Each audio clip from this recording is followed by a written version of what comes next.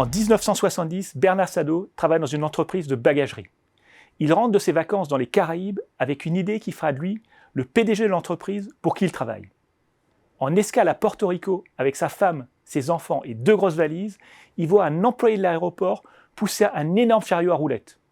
Il se retourne alors vers sa femme et lui dit « Une valise à roulettes, voilà ce qu'il nous faudrait ».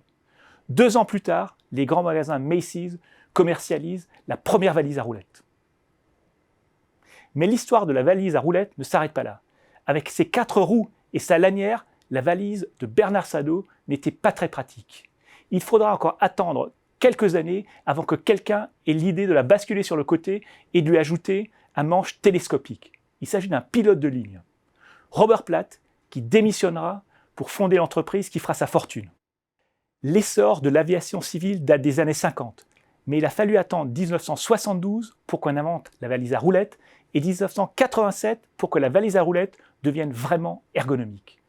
Pourquoi les entreprises de la bagagerie ont-elles tant tardé? On peut leur reprocher de n'avoir pas assez écouté leurs clients, mais ce n'est pas vraiment le problème. Avant Bernard Sadeau, aucun client ne s'était plaint que les valises n'avaient pas de roulettes. Comme le suggère l'histoire de la valise à roulettes, les gens ne savent pas toujours ce dont ils ont réellement besoin. Il ne sert donc à rien de leur demander. Il faut le découvrir et pour cela, il n'y a qu'une solution, se mettre à leur place.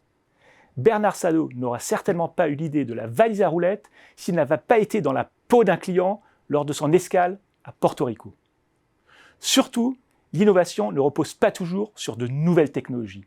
Des technologies anciennes, voire totalement dépassées, peuvent souvent faire l'affaire.